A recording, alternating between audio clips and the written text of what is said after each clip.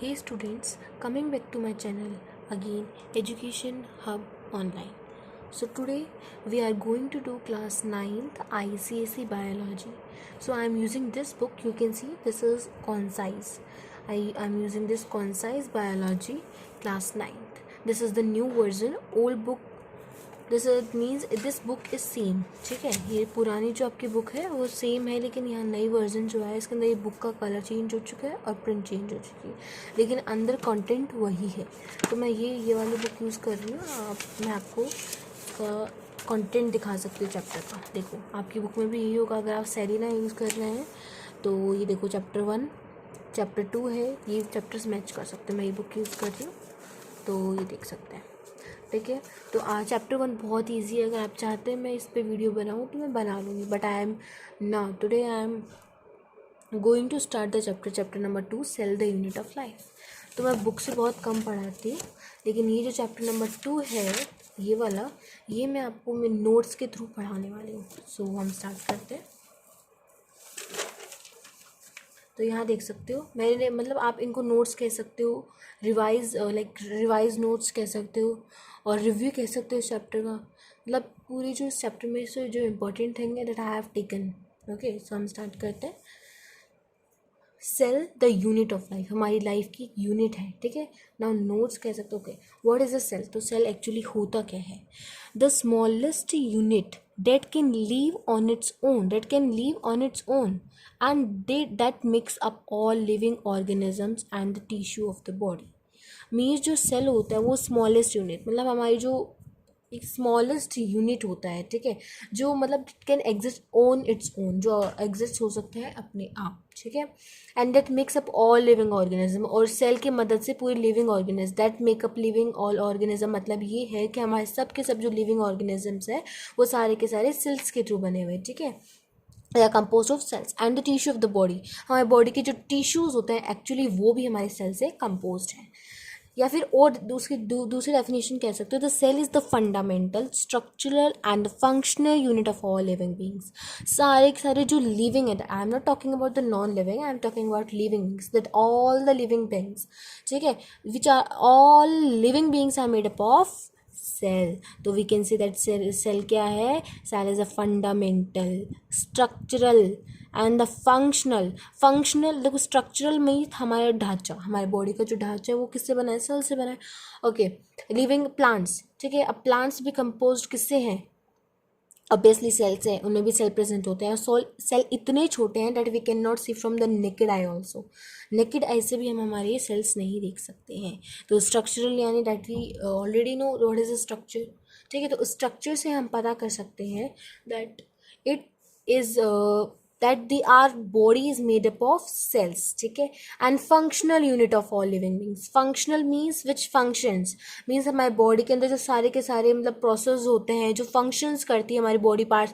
For example muscles की बात करूँ, हमारी बॉडी के अंदर जो मसल्स होते हैं वो अपना काम करते हैं, लेकिन वो किसके थ्रू होते हैं? मसल्स के थ्रू होते हैं. मीन्स फंक्शनल यूनिट होती है. सेल क्या करते हैं? परफॉर्म करते हैं फंक्शंस. ठीक है, नेक्स्ट पॉइंट आता है सेल्स, और ये इंपॉर्टेंट पॉइंट्स है, आप अपनी नोटबुक में नोट डाउन कर सकते हो. ठीक है, sales can exist by its own and is capable of performing the essential function of life. ये वही लाइन है, बस इसको थोड़ा शॉर्ट में दोनों को मिला के बन चुका है. ये मीन्स जो सेल है वो अपने आप एग्जिट करता है. It does not dependent. Okay, it is independent. ठीक है, और ये अकेला ही हमारी जो बॉडी, हमारी जो लाइफ के जो सारे एसेंशियल इंपॉर्टेंट जो फंक्शंस होती है अकेला ही परफॉर्म करता है. ठीक है, all the plants and the animals means all living organisms are made up of several thousands hundred cells. means हमारे सारे के सारे plants means plants और animals, और हम even our human beings also are made up of cells. means सारे के सारे जो living organisms, सारे के सारे जो लिविंग ऑर्गेनिजम्स हो तो किससे बने होते हैं? सेल से बने होते हैं. मीन्स सारे के सारे plants, animals and all the living organisms are made up of several cells. Means 1000 cells भी हो सकते हैं, 100 सेल्स भी बने हो सकते हैं. Like all the living organisms. Old and weak cells in the body means जो पुराने और कमज़ोर जो सेल होते हैं हमारी बॉडी के अंदर वो कंटिन्यूअली डाई होते रहते हैं, ठीक है, मरते भी हैं और मरे हुए जो मर जाते हैं सेल्स, जो वीक सेल्स होते हैं, वो डाई होने के बाद उनके पास नए सेल्स वहाँ उनकी जगह ले लेता है, ठीक है. फॉर एग्जाम्पल हमारी बॉडी में एक ओल्ड सेल है, ठीक है, दैट विल डाई, ठीक है, that will die at by the time, then the new cell will replace at that place, ठीक है. मीन्स अगर कोई नया पुराना सेल है या फिर कोई वीक सेल है उसकी जगह वो मर के उसकी जगह दूसरा नया सेल आ जाता है. तो क्वेश्चन ये भी बनता है फ्रॉम वेयर एक्चुअली सेल जो होता है वो अराइज कहाँ से होता है, where from the cell arise, can you tell me? That is very simple. Cells arise from the pre-existing cells. Pre-existing cells means old cell. जो old cell होते हैं वहीं से नए cells आते हैं that are means वहीं से अपने पास सेल आते हैं.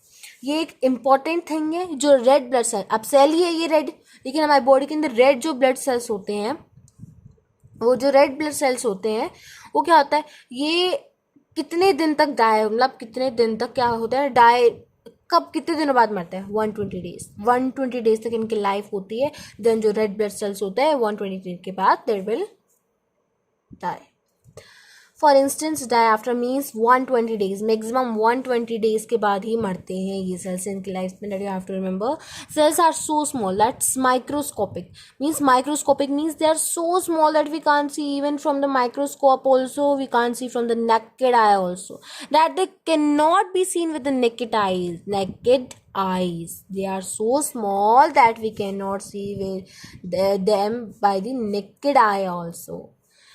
Most organisms including ourselves, बहुत सारे means most of the organisms हमारे को भी इंक्लूड करके वो अपनी ज़िंदगी कैसे शुरू करते हैं, एक छोटे से अकेले से सेल, एक सिंगल मीन्स अकेला सेल, उसको बोलते हैं जाइगोट. हमारी मतलब मोस्ट ऑर्गेनिजम्स, मोस्ट मीन्स सारी की बात नहीं हो रही, मोस्ट ऑर्गेनिजम्स हम ये भी इंक्लूड करके हम कैसी लाइफ शुरू करते हैं हमारी as a single cell, that is known as zygote. Okay, ये हमारा पहला पॉइंट था. देखो यहाँ मैंने पहला पॉइंट लिखा सेल, ये पूरा का पूरा सेल के बारे में है. मैं एक बार रिव्यू वापस करा देती हूँ.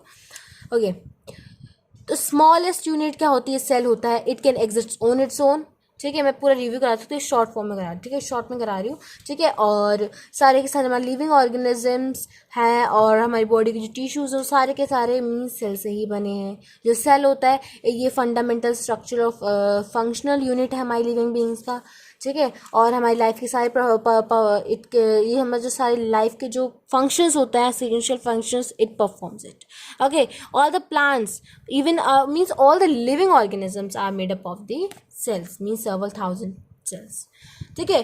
the old and the weak cells are replaced by the new cells, ठीक है, means they die and the new cells are replaced by the red blood cells are for the instance die after 120 days, means maximum their lifespan is for 120 days and after 120 days they die. cells are so small that we cannot see with the naked eyes, ठीक है. most organism including the human beings ourselves start the life as a single cell, that is known as zygote. ये था cell के बारे में. पहला point clear, पहला point था cell, what is a cell. Next topic आता है the invention of the microscope and the discovery of cell.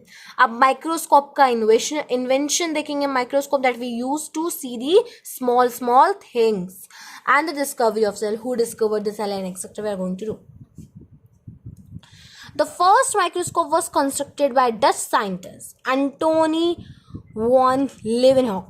Means जो पहला माइक्रोस्कोप था सब पूरे वर्ल्ड का, मतलब सबसे जो पहला माइक्रोस्कोप था वो एक डच साइंटिस्ट ने डिस्कवर किया था. डच साइंटिस्ट का जो नाम है वो है एंटोनी वॉन ल्यूवेनहॉक, ठीक है. इसकी लाइफ स्पेन दे रखी है, ठीक है. लाइफ स्पेन 1632 से 1723 तक रहा था, ठीक है. और इसने माइक्रोस्कोप क्या किया था, कंस्ट्रक्ट किया था. और इस माइक्रोस्कोप के थ्रू उसने कौन से सेल देखे थे, लिविंग सेल, डेड सेल नहीं देखे थे. मैंने बताया था यहाँ पे डेड सेल मरने के बाद न्यू सेल रिप्लेस होते. तो इसने माइक्रोस्कोप के नीचे कौन से सेल देखे थे, न्यू सेल देखे थे, ना तो पुराने. Means old cell he does not see, ठीक है. तो he seen only the living cells, ठीक है. He uses the living cells to see the cells under the microscope, only living cells, that you have to remember, ठीक है, तो इसका नाम आपको अच्छे से याद रखना है, who constructed the first microscope. He was a Dutch scientist. Next, he is said to have construct, मतलब इसी के बारे में पढ़ रहे हैं हम कि जो he is said to have construct, मतलब इसके बारे में बताया गया है कि इसने 400 माइक्रोस्कोप कंस्ट्रक्टेड किए थे। ठीक है, 400 माइक्रोस्कोप या डेवलप कॉन्स्ट्रक्ट किए थे इसने। ठीक है, नेक्स्ट देखो, ये देखो सारे के सारे नोट्स हैं, आप नोटबुक में लिखते रहना बच्चों, बहुत ज़्यादा इंपॉर्टेंट है, it will help you in the exam. ठीक है, ओके ना, इसी के बारे में वापस पढ़ रहे हैं। हिज, मतलब ये सारे के सारे इसी के पॉइंट्स हैं। ठीक है, his all microscopes were called as, मतलब इसके जो सारे के सारे मोस्ट ऑफ द, मतलब इसके सारे के सारे जो माइक्रोस्कोप थे इनको क्या बोला जाता था, सिंपल माइक्रोस्कोप बोला जाता था। Why? Because they consisted of a single biconvex lens. Single biconvex lens तो ऐसे ही होता है, देखो इस तरह से होता है, बायकॉन्वेक्स लेंस ऐसा होता है। ठीक है, तो जो सारे के सारे माइक्रोस्कोप थे इनको, इसके सारे के सारे मीन्स एंटोनी वॉन लेवेनहॉक के सारे के जो माइक्रोस्कोप थे इनको सिंपल माइक्रोस्कोप बोला जाता था, as they were considered of a single biconvex lens, क्योंकि किससे बने होते थे, बायकॉन्वेक्स लेंस इनके अंदर होता था, इन माइक्रोस्कोप के अंदर, इसलिए। और इसके जो कुछ माइक्रोस्कोप है means had a considerable magnifying power, means like छोटे छोटे, मतलब मैग्नीफाइंग मीन्स कितने, मतलब इसका माइक्रोस्कोप इसके माइक्रोस्कोप के पास कितनी पावर है, मतलब उन छोटे छोटे पार्टिकल्स को वो कितना पास से दिखा सकता है, उसकी पावर। ठीक है, तो उसके जो मोस्ट, मतलब इसके जो मोस्ट माइक्रोस्कोप थे इनके पास 200 टाइम्स, मीन्स 200 टाइम्स वो एक सेल को मैग्नीफाई करता था, मीन्स उस सेल को 200 टाइम्स वो बड़ा दिखाता था। मैग्नीफाइंग पावर मीन्स कितना चौड़ा, मतलब कितना ज़्यादा दिखाना उसको पास से। ठीक है, रॉबर्ट हुक। ठीक है, नेक्स्ट आता है रॉबर्ट हुक। अब देखो यही पढ़ रहे हैं ना, तो पहले वाले ने तो किसने किया था, एंटोनी वाले ने क्या किया था, लिविंग सेल्स यूज़ किए थे, इसने डेड सेल्स यूज़ किए थे। ये क्या था, एक इंग्लिश साइंटिस्ट था। ठीक है, he was an English scientist, developed a microscope, इसने भी एक माइक्रोस्कोप डेवलप किया था, by using the two lenses for achieving the greater magnifications. ठीक है, पहले वाले तो देखो एक ही यूज़ किया था। ठीक है, लेकिन दूसरे वाले ने सोचा भाई इसने तो पहला एक ही किया, मैं तो 2 यूज़ करूंगा ताकि जो सेल्स हैं वो ज़्यादा गौर से दिखें। ठीक है, ज़्यादा मोटे मोटे दिखे। फॉर एग्जाम्पल मैं एक सेल बनाती हूँ, ठीक है, ये मतलब इतना छोटा है हमें दिख नहीं पाता है। पहले वाले ने ऐसा माइक्रोस्कोप बनाया था कि इस सेल को हम 200 टाइम्स में थोड़ा बड़ा देख सकते हैं, मतलब ऐसा बनाया कि हम इसको कितने कैसे देख सकते हैं, 200 टाइम्स देख सकते हैं इस सेल को। ठीक है, दिख रहा है ना आपको, ये देखो सेल बनाया है मैंने यहाँ पे। ठीक है, फिर इस रॉबर्ट हुक ने क्या किया, इस रॉबर्ट हुक ने 2 लेंसेज यूज़ किए। क्यों यूज़ किए, ताकि जो सेल है वो मतलब कितनी बार देख सके, बहुत बड़ा मैग्निफिकेशन देख सके, ताकि हम इस सेल को मतलब 200 टाइम्स से भी ज़्यादा चौड़ा देख सके, मतलब इतना पास से देख सके कि हम पूरे स्ट्रक्चर्स देख सके सेल का। इसीलिए इसने 2 सेल यूज़ किए थे फॉर द ग्रेटर मैग्निफिकेशन, ताकि ग्रेटर मैग्निफिकेशन आ जाए। That you have to remember. इसकी लाइफ स्पेन है 1635 से 1703 था। ठीक है, नेक्स्ट है line, such microscope were later. अब इसके जो माइक्रोस्कोप थे इनको कंपाउंड माइक्रोस्कोप बोला गया था बाद में। ठीक है, hook examined a thin slice of Coke under his microscope and observe that it was made of a tiny box like compartments filled up together. He said that the Kock was made up of sales. अब इसने sales, ये जो कॉक है उसको उसने क्यों बताया कि वो सेल से बना, मैं बता दूँ एक एग्जाम्पल से लेके। ये मुझसे बन नहीं रहा ढंग से, लाइक ही, मतलब इसने ऐसे देखा था माइक्रोस्कोप के नीचे। देखो क्या किया इसने, अपने माइक्रोस्कोप के नीचे एक थिन मीन्स एक पतली सी कॉर्क नहीं होता है, कॉर्क की बात नहीं करी, कॉर्क की बात करी, उसने उस माइक्रोस्कोप के नीचे रखा। मीन्स ये माइक्रोस्कोप है, फॉर एग्जांपल ये माइक्रोस्कोप है, इसके नीचे उसने कॉर्क को रख दिया। जब इसने माइक्रोस्कोप के नीचे देखा, उसने देखा कि जो कॉर्क है हमारा, जो कॉर्क है उसने माइक्रोस्कोप के, जब उसके माइक्रोस्कोप के नीचे जब उसने देखा तो उसने देखा इस कॉर्क के अंदर छोटे छोटे छेद है, मीन्स कंपार्टमेंट बने हैं, मीन्स बॉक्स लाइक, कुछ बॉक्स लाइक दिख रहे हैं, उसको ऐसे दिखा। ठीक है, मीन्स जैसे मधुमक्खी नहीं होती हनी, लाइक मधुमक्खी का जो छत्ता है उसमें कितने छोटे छोटे छोटे छेद होते हैं। ठीक है, तो उसने मतलब उस कॉर्क के अंदर जब उसने माइक्रोस्कोप के नीचे उसने रखा तो उसने देखा बहुत सारे छोटे छोटे कंपार्टमेंट बने, मीन्स टीनी बॉक्स लाइक बने हुए हैं। ठीक है, फिर इसने बोला कि, फिर इसने थोड़ा लाइक नॉलेज किया, फिर देन ही सेड उसने क्या कहा था, कॉक वाज मेड ऑफ सेल्स, जो कॉक है वो सेल्स से बना हुआ है। How he said that, you have to learn. Now, the cells which hooks are all dead ants and they had only the empty boxes or the wells. All the walls मैंने already बता दिया, एंटोनी जो था उसने living cells use किए थे and uses the dead cells. ठीक है, इसने क्या ऑब्जर्व किया था, कॉक के अंदर जो सेल्स हैं वो डेड सेल्स हैं. ठीक है, क्योंकि सारे के सारे जो बॉक्स थे वो सारे के सारे एम्प्टी थे, खाली थे. ठीक है. ना फर्दर इलेक्ट्रॉन, अब इसके बाद दूसरे एक अलग टाइप का इलेक्ट्रॉन माइक्रोस्कोप डेवलप हुआ, that is known as electron microscope. ये तो बहुत ज़्यादा तगड़ा था.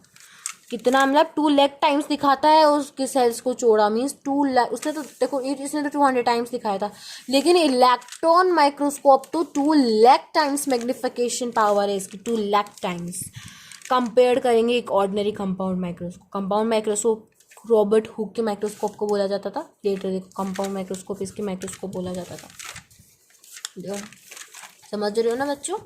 Now electron microscope was invented which can give a magnification over 2 lakh times as compared to the ordinary compound microscope which magnifies the object to a maximum of about 2000 times.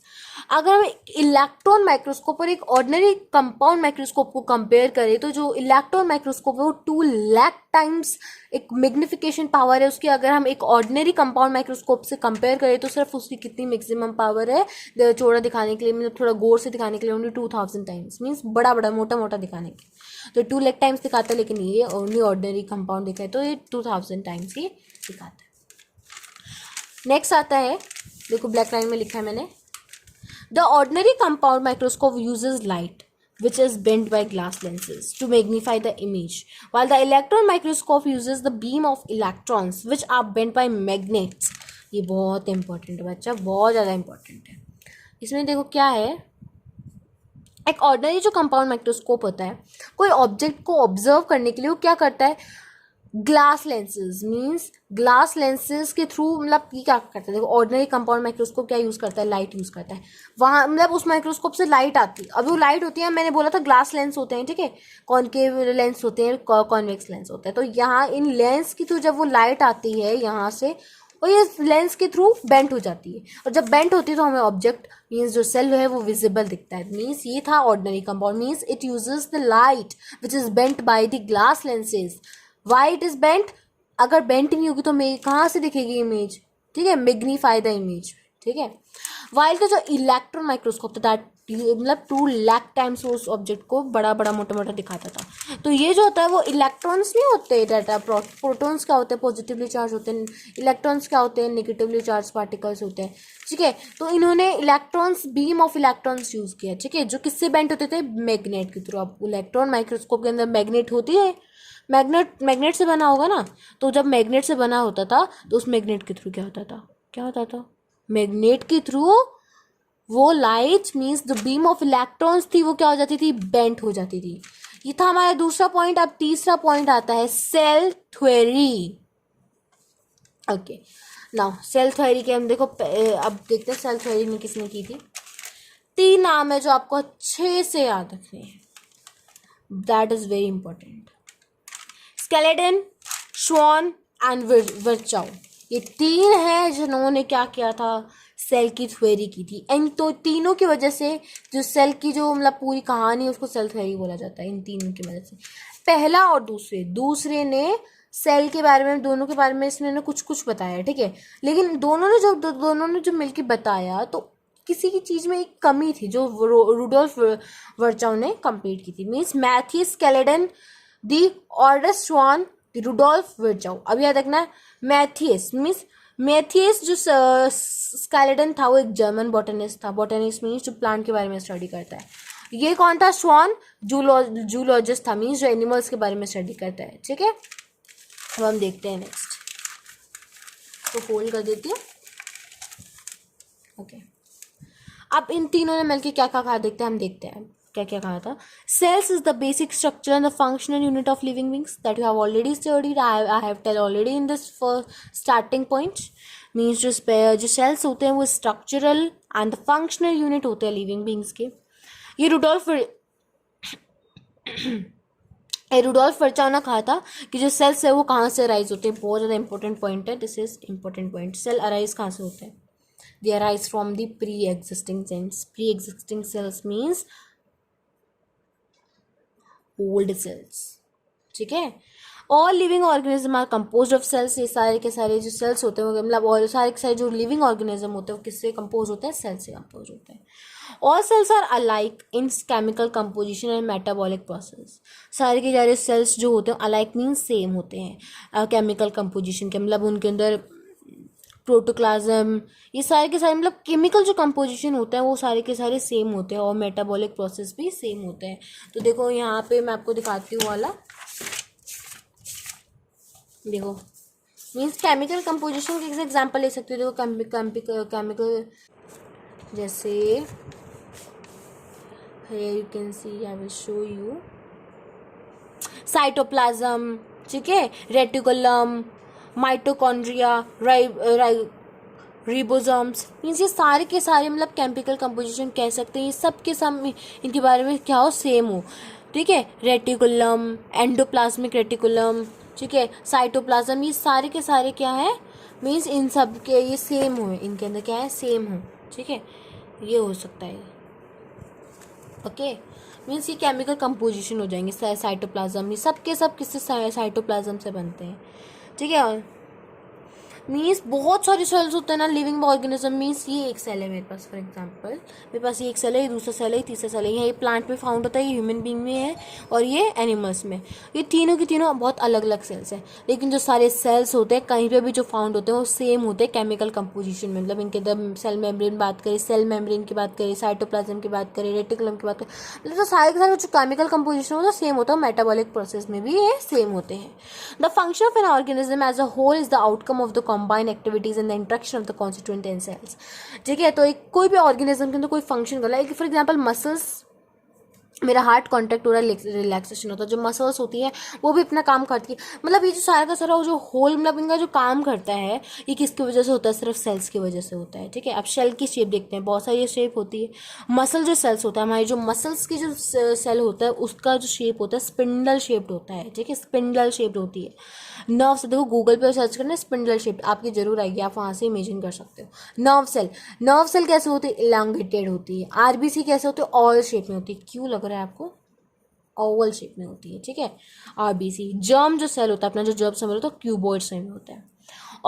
ऑस्कोकॉइड्स branched, osteocytes किस कौन सी shape में होते हैं, osteocytes branched shape में होते हैं, that you have to remember. Osteocytes branch shape में होते हैं, मसल्स हैं they are spindle in shape, nerve cells are elongated, RBC oval in shape, germ cell cuboid in shape and this is branched. Now देखो दो मैंने important mark किए, important that you have to remember. WBC that is irregular shape, means the irregular shape means that have not a particular shape, means WBC जो होता है और एमोबिया जो होता है इनके पास इरेगुलर शेप होता है, that is not an particular shape, they do not have any particular shape. Next आता है, ये इंपॉर्टेंट है, you have to remember the smallest cell, जो हमारी बॉडी का जो सबसे स्मॉलेस्ट सेल जो होता है वो क्या होता है, माइकोप्लाज्मा, दैट इज PPLO भी कह सकते हो, प्लूरोनिमोनिया लाइक ऑर्गेनिज्म, इसका फुल फॉर्म है, आपको याद रखना है। और जो स्मॉलेस्ट जो सेल होता है माइकोप्लाज्मा होता है और PPLO होता है स्मॉलेस्ट सेल, ठीक है, दैट इज 0.1 इज 0.5 माइक्रोमीटर। ये जो मैंने साइन बनाया है ऐसे, इसका मीनिंग होता है माइक्रोमीटर, माइक्रोमीटर होता है, ठीक है। तो 1 माइक्रोमीटर होता है 10⁻⁻⁶ मीटर। लॉन्गेस्ट सेल क्या होता है, नर्व सेल होता है, ठीक है। ये स्मॉलेस्ट सेल था, लार्जेस्ट सेल होता है the egg of an ostrich, ये मैंने लिखा नहीं, that you have to remember, मैं लिख देती हूँ, द लार्जेस्ट सेल क्या होता है, एग ऑफ एन ऑस्ट्रिच का जो एग होता है वो सबसे बड़ा सेल होता है और सबसे छोटा सेल होता है PPLO, फिर माइकोप्लाज्मा कह सकते हो। और जो लॉन्गेस्ट सेल होता है वो क्या होता है, नर्व सेल होता है। ओके, नाउ यूनिसेलुलर ऑर्गेनिजम्स देखते हैं अब हम। यूनिसेलुलर ऑर्गेनिजम्स क्या होते हैं? Organism made up of only one single cell, एक ही सेल से बनते हैं, उनको बोलते हैं यूनिसेलुलर ऑर्गेनिज्म। ठीक है, पैरामीशियम, बैक्टीरिया, ये सारे के सारे हमारे पास यूनिसेलुलर ऑर्गेनिजम्स हैं। मल्टी सेलुलर ऑर्गेनिज्म मीन्स जिनके पास सर्वल सेल्स, मतलब बहुत सारी, मतलब ऐसे नहीं बोल सकते हम that they are consist of more than one, that is not correct. They are made up of many thousands of cells. तेरा हम प्लांट, एनिमल, इंसेक्ट्स, ह्यूमन, ये सारे के सारे मल्टी सेलुलर ऑर्गेनिजम्स हैं। So this is was the first part. In the next video we will be continue with the part 2, and the part 2 will be soon uploaded, soon. So this was the first part.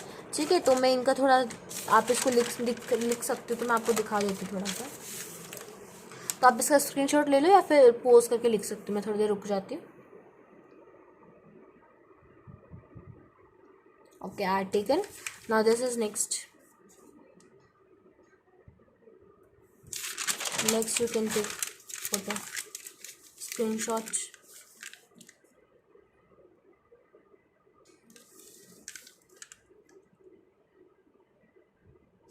And if the notes will be helpful, please like my video. And if the notes will be helpful so much, you can just say me that it is helpful, or I will make from the book the video.